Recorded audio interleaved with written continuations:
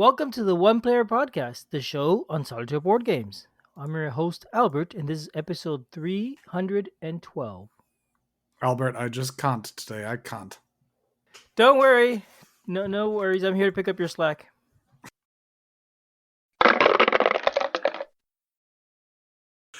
Hello, Albert. How are you doing this lovely evening? Doing great. How are you? I'm doing quite well. You guys got thunderstorms today? I was looking at the map earlier because my dog was scared because I thought she had heard thunder the way she was acting, trying to climb the gate. Oh, we most definitely did have thunderstorms. Yeah, okay. All the bad weather I saw was out in Tennessee, so I said, she's Yep. got good hearing. Flickering lights all over the place. I'm definitely looking Wow. forward to when we finally get our generator fully installed so we don't have to worry about that nearly so much. Oh, nice. Yep. MLGW just turning off the power at a whim. That's a little fun. Not quite, but sure. I'm glad you have power this week. So let's talk about today's game. Worldbreakers, Advent of the Khanate, as in Genghis Khan, As in, I can't. as is he Khan, He can, I can't. he Khan, you can't.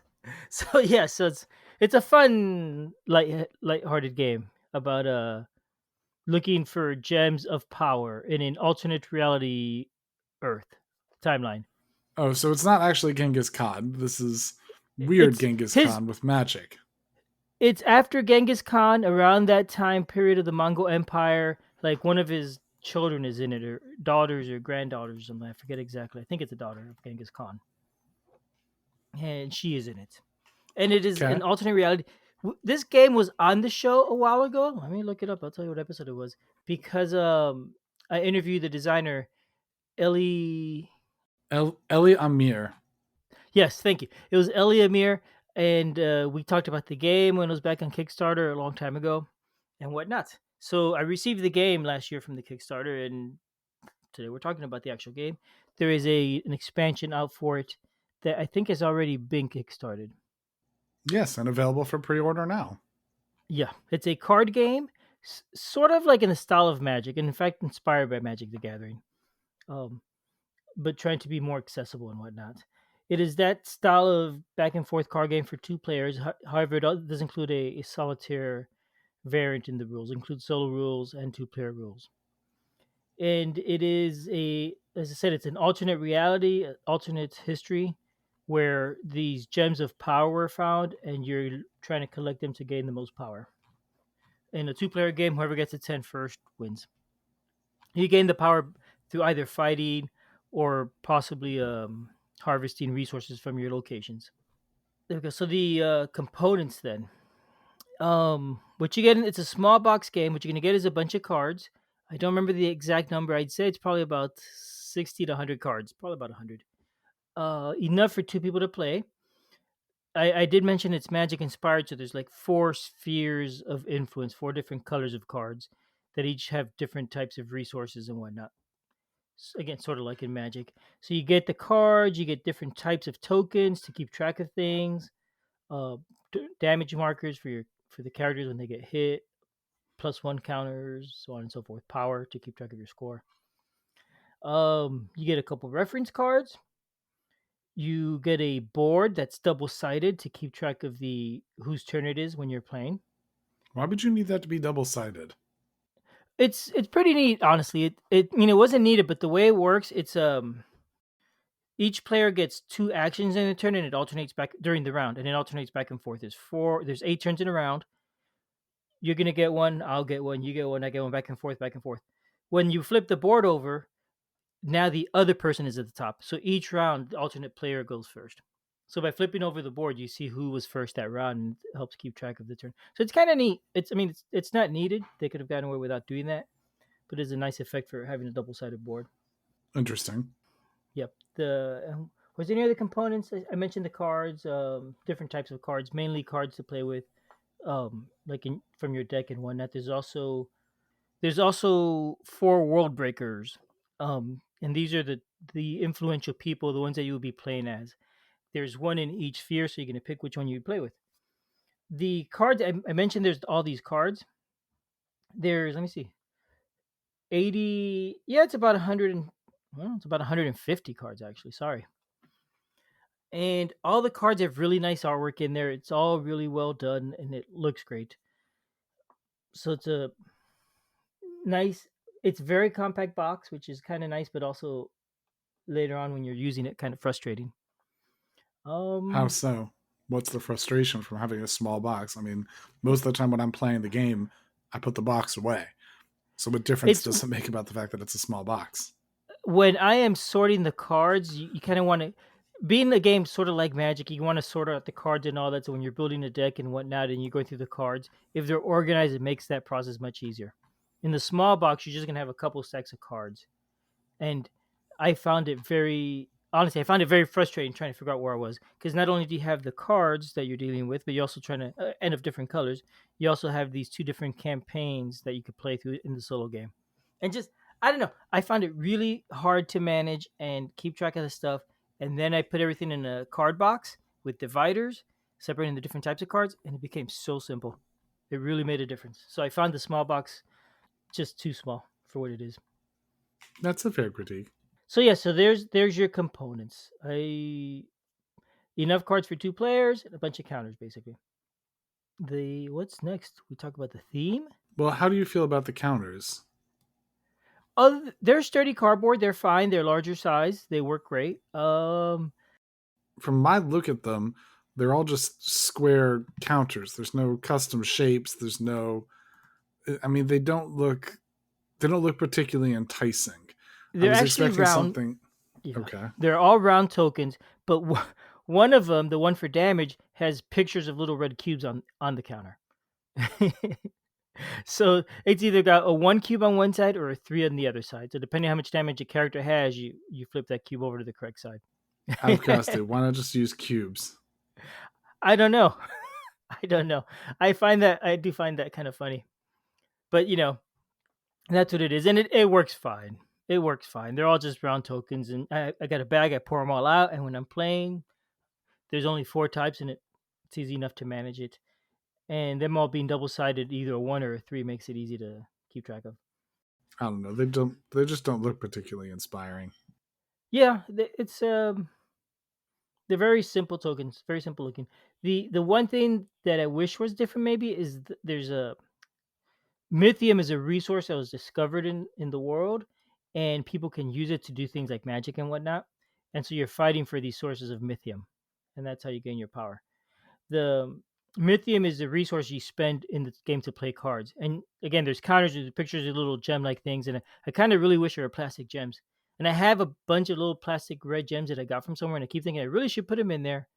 But the gems in the game are blue, and the ones I have are red, so I just haven't done it yet. Yeah, I mean, that's what I'm saying. The tokens don't look that particularly inspiring. If the Mythium had been blue, shiny, crystally looking things, and the wounds had been damage drops in red, which are both things that are like available from various places because they're pretty standard components. Like, I don't know, the tokens do not look inspiring. Yeah, no, I get that. That is the plainest thing in the game. The art card itself is really nice. The tokens are relatively simple. The I do wonder though. I am happy using the tokens. The one and three on the either side makes them easy to manage. When I spend two resources or I take two more damage, I just flip the token over, and I found that actually is simpler than other games, and I appreciate that about it. Is it easier than just having cubes? Yeah, flipping the count over is easier than cubes. The because of the size, they work well. They work better than I would have thought. I agree they don't look great, but they actually end up working pretty well. So the theme, it's I mean the theme is kind of neat, but when I'm playing, I don't feel it come through so much. You get all these different. It kind of feels like the theme in Magic. It sort of just feels like whatever it's there. I It just feels this like is any to other Magic game. Yeah, kinda. Though, it's a shame to say that because I know a lot of effort was put into the theme. The A lot of the stuff and the flavor and the costumes and the art and all that is as historical as possible. And the designer went and found artists and made sure they had pictures and consulted um, different people to make sure that everything was pretty accurate. So I know they put a lot of effort into it, but it doesn't affect the gameplay a whole lot. It's like any Magic game. So yeah, theme is fine, and it comes across like Magic I in mean, here's terms one of of the reasons why theme doesn't come out strong in this type of game. There's no mechanics that are set into this particular theme. The mechanics are all about, hey, you're summoning magic, and you're like, a lot of yeah. what you do is magic based, and none of what you do is the con based themes. So, like, as opposed to the name of the one is not coming to mind, but it's the one where you have the little wagon and you're running around the booths. It's not Solo, but you have booths and you're running around. You put little crystals and stuff inside your wagon. So that feels like you're in a Turkish Mm. marketplace. It feels very Turkish because a lot of stuff you're doing is in a Turkish marketplace. You're buying and selling spices. You're Mm-hmm. doing, like, it all feels Turkish. None of what you do here feels particularly Turkish. Like, if I tell you one of the cards is the champion of the Tumen, does does that strike in any way Turkish for you? It's a Right, Tumen wrong that or no? Yeah, feels yeah, as unique as any other name in Magic. yep, exactly. Yeah. So yeah, there you go. Theme is fine, but it doesn't come across very strong. Then there's the rules. The rule book for this game, it's about 30 pages. It, like I said, it's a small box, so it's not a giant rule book, but it has a lot of pages. It's about, what is it, 35 pages, 40 pages. I found the rules really easy to read, really clear. Everything was very simple to follow. I had no trouble with any of it. I Yeah, it worked great. Easy to learn from. I was very happy with the rules. My only real complaint about the rules is that I wish I had more of a like a glossary of terms. There is one at the back, and it's short. It's got about 10 terms in it, but I keep finding that there's a few terms when I'm playing that, until I really start getting the game down, that really I don't click, and when I go to the glossary, they're not there. Then I have to dig through the rules and find them. I will say, Um, they do have available online a 52-page expanded rulebook that oh, I has have not that checked that out. glossary that you may be looking Look at for. that. Okay. So I'm not talking nonsense here. Oh, good to know. Yeah, okay, so maybe I should get that expanded rulebook. But it's not a showstopper in any sense. Like I said, it was easy to find it. There in the back in the last page there's a reference, and those terms that I had trouble with, specifically breach, is right in there. So not hard to find. Just that's the one issue I really have with it.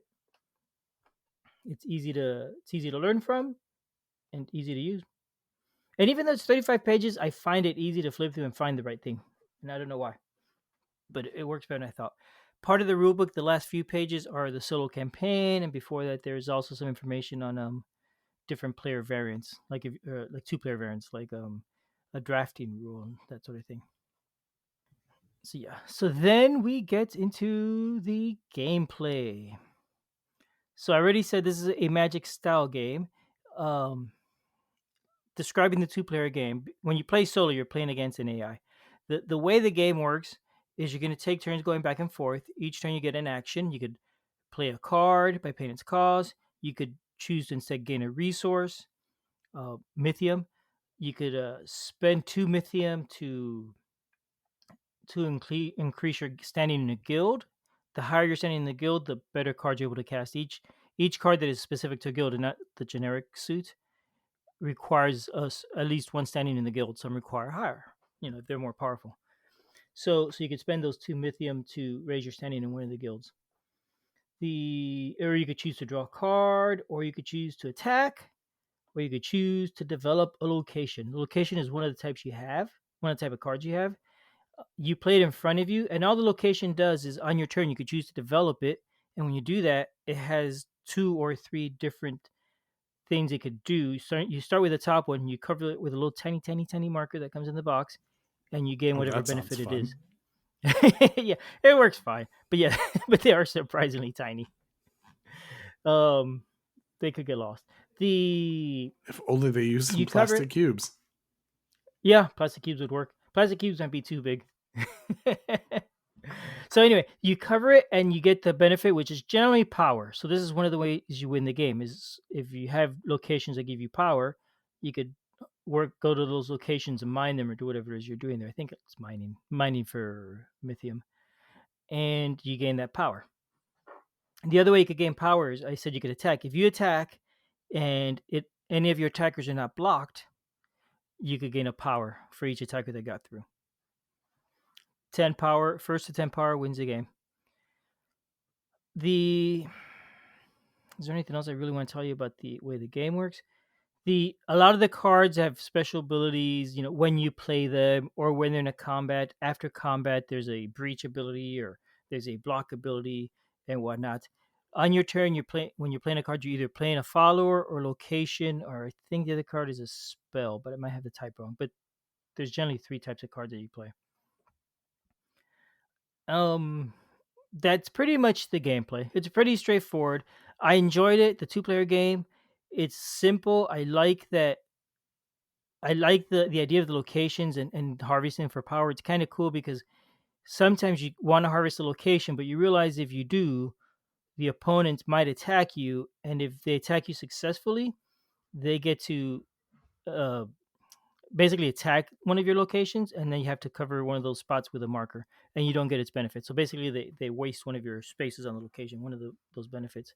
So it gets interesting. You may want to choose to develop a location, or you may say, I really don't want to because I'm pretty sure if I develop this one, this guy's gonna now attack me and get the thing I really wanted to get. So I'd rather wait and let him take the weak one. So there's some interesting choices there. The way the combat works, when you attack, if your opponent blocks and you do one fight at a time, you resolve it to its end.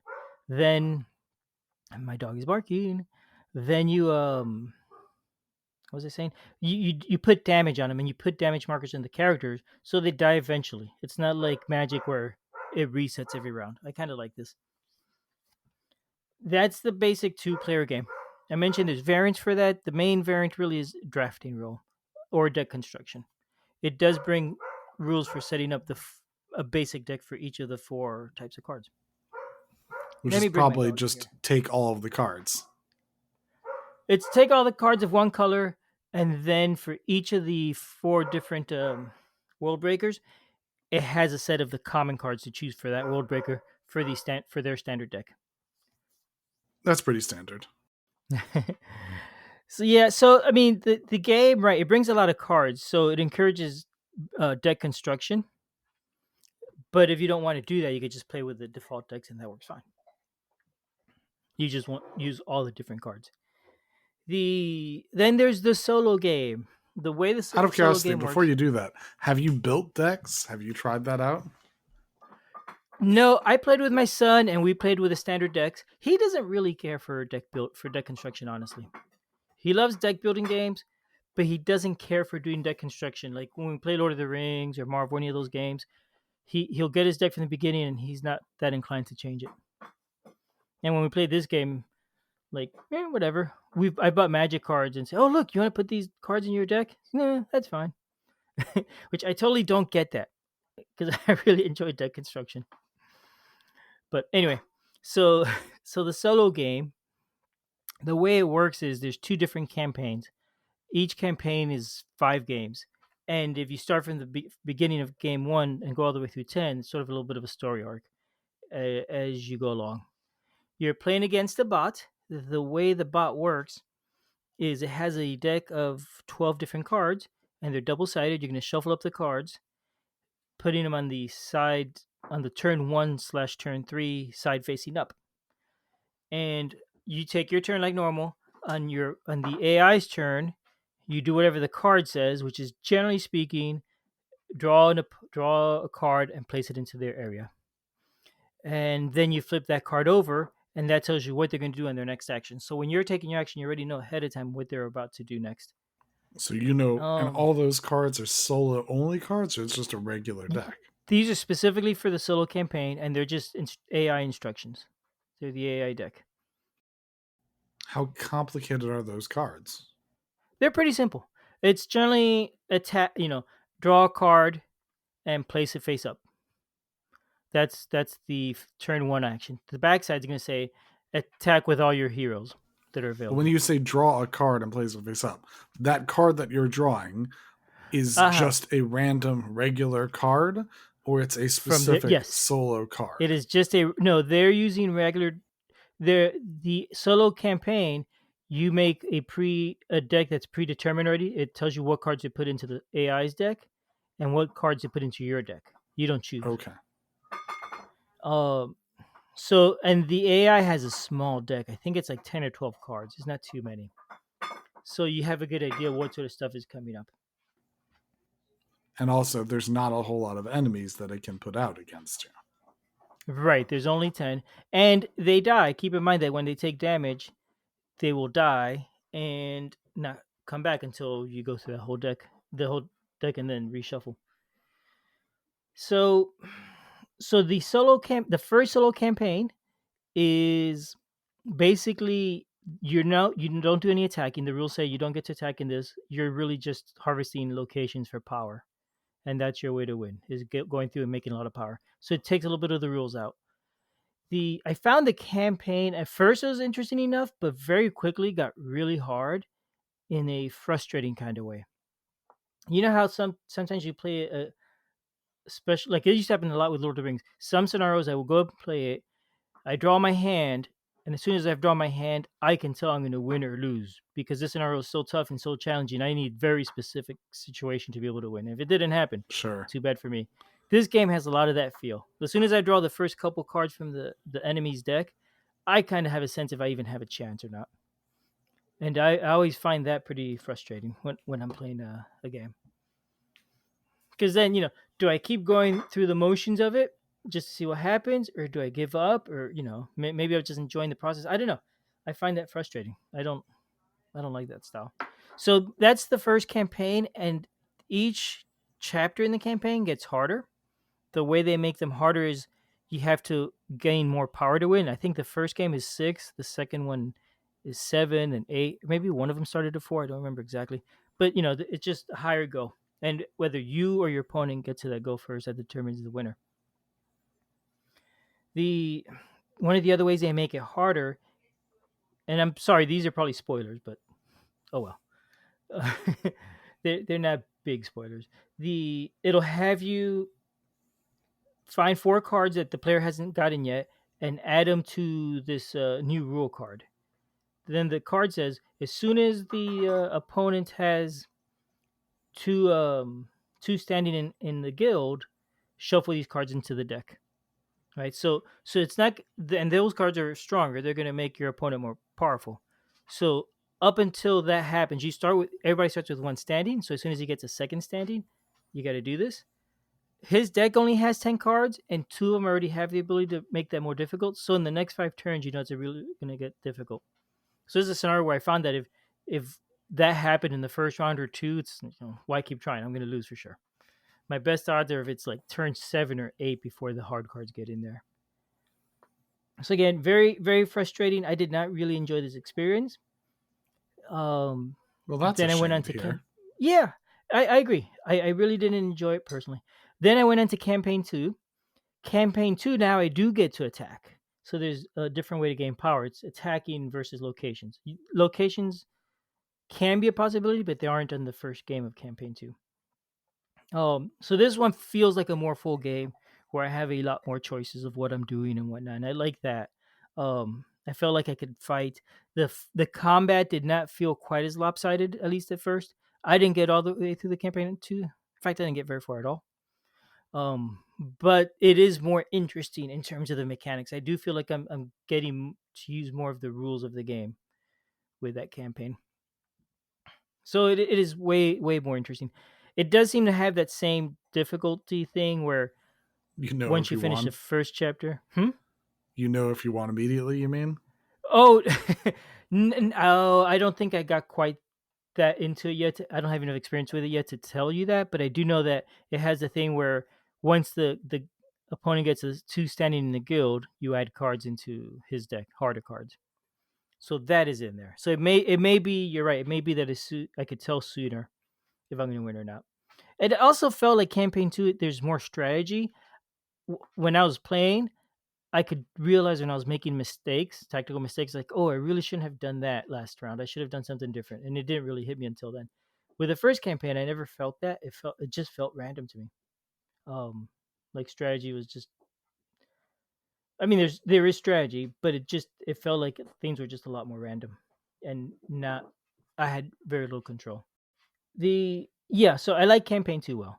What what I don't like about it is that you're using pre-constructed decks, so you don't really get to use all the different cards that you have. You You can't don't get use to your own pick what. decks for the campaign. No, there's a little bit of choice, but Gasp. it tells you start with these cards in your deck.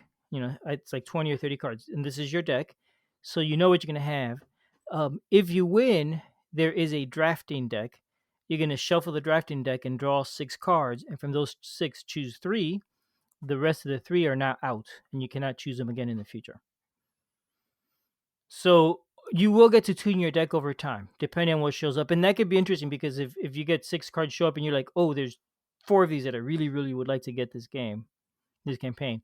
Well, you're only going to pick 3, so now it's going to be a little bit of a tougher choice.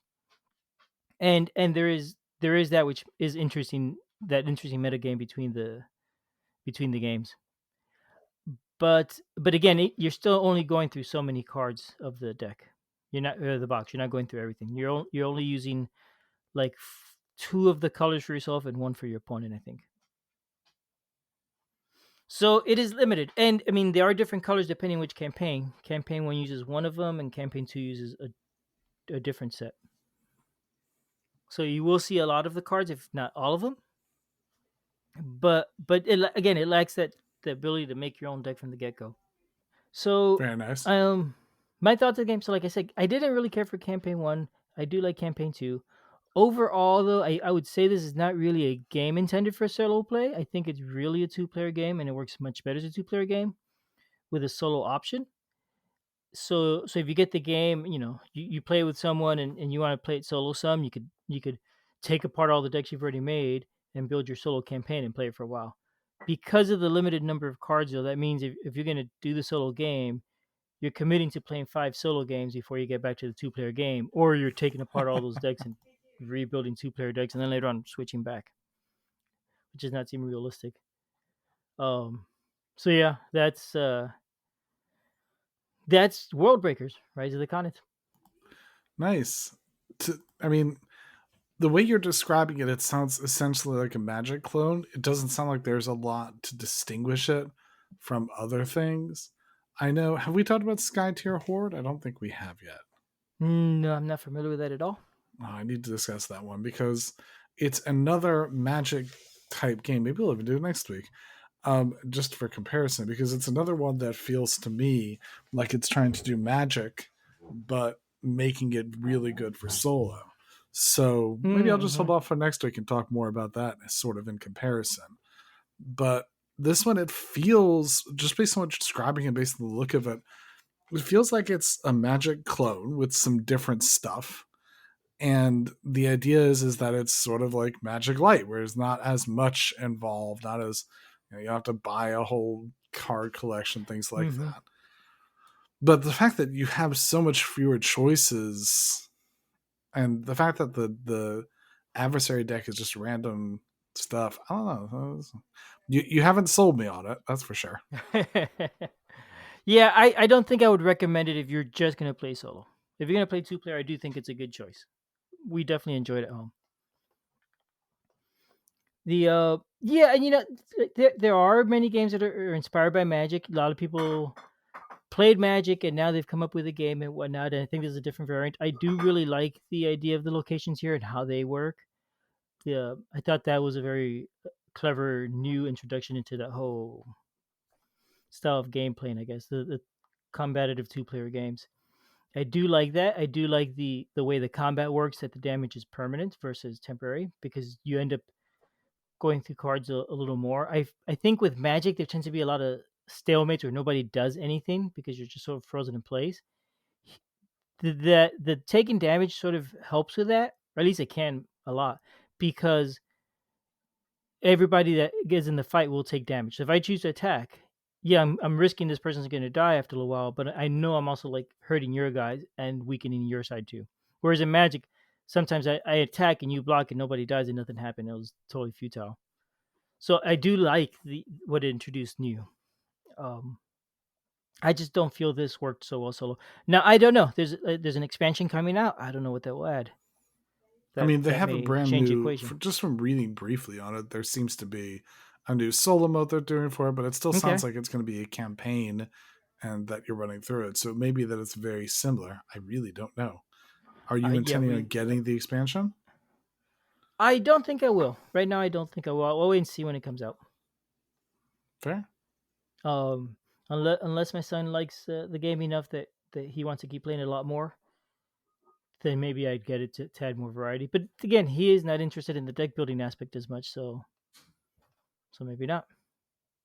Well, maybe I'll be able to sell you on Sky Tier Horde next week. Okay, I look forward to hearing about that one. Or maybe I can't. Maybe you can't. No. Thank you, Julius. Bring it Until on next back. week.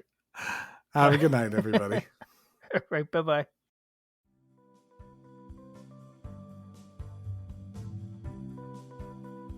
Thanks for listening. We love feedback, so we love hearing from you.